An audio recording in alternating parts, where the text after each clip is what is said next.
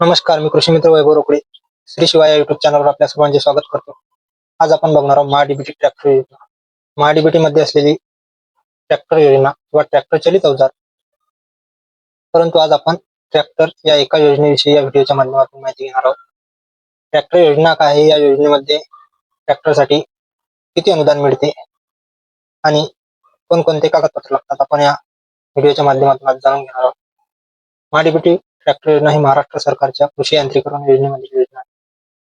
Tractor आणि इतर कृषी मशिनरीवर या योजनेच्या माध्यमातून अनुदान दिले जाते. ट्रॅक्टर सबसिडी योजना अनुदान आपल्याला किती मिळते? दर आणि रक्कम वर्षानुसार बदलते, पण साधारण ट्रॅक्टरवर 25% ते 40% पर्यंत अनुदान मिळू शकते. काही परिस्थितीत जास्त सुद्धा मिळू शकते. विविध नुकसानी किंवा समर्थन योजनांमध्ये दराप्रमाणे अनुदान बदलू शकते. काही रिपोर्टनुसार छोट्या सीमांत शेतकऱ्यांना 40% ते 50% पर्यंत सबसिडी मिळण्याच्या संधीविषयी कालावधी आधारित.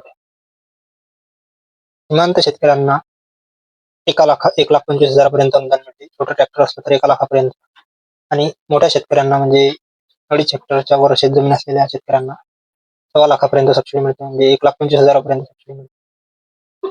त्यामध्ये पात्रता काय, तर पात्रता महाराष्ट्राचा आदिवासी शेतकरी असावा, महाराष्ट्राचा निवासी शेतकरी असावा, त्याच्याकडे आधार कार्डवर बँक खाते असणे आवश्यक आहे, व आता जे नवीन एकीष्ट्या योजनेअंतर्गत ज्या शेतकऱ्यांनी फार्मर आयडी काढलेली आहे तेच शेतकरी या योजनेमध्ये पात्र असणार आहे.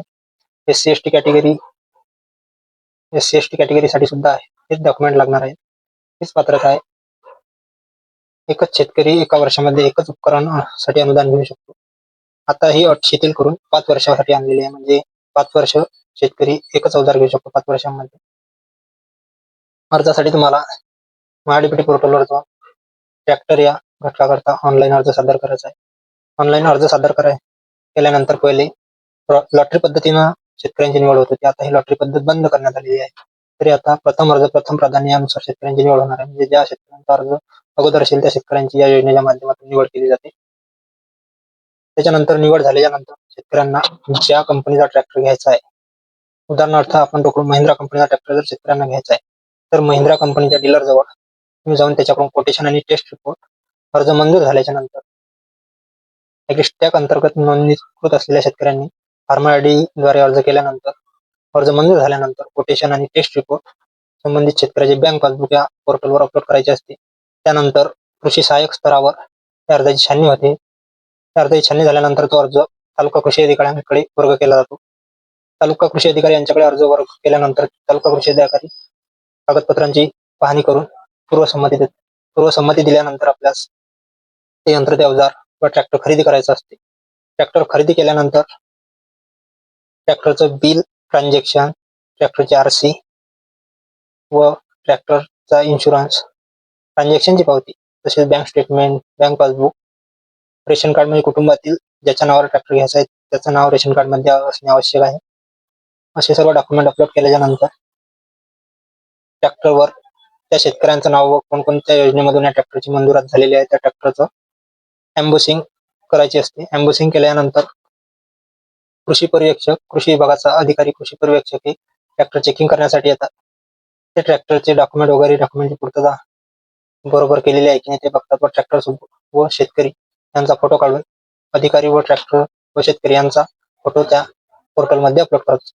पोर्टलमध्ये केलेल्या सर्व कागदपत्रांची छाननी परत आपल्या मंडळ कृषी अधिकाऱ्यांकडे वर्ग करण्यात येते.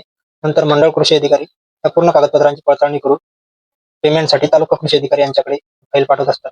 तालुका कृषी अधिकारी परत एकदा वेळेस डॉक्युमेंटची सर्व पूर्तता योग्य प्रकारे केलेली आहे की नाही, याची पूर्तता व्यवस्थित केलेली आहे की नाही, याची पात्रता आहे की नाही हे चेक करतात व फाईल पेमेंटसाठी पुढे पाठवली जाते.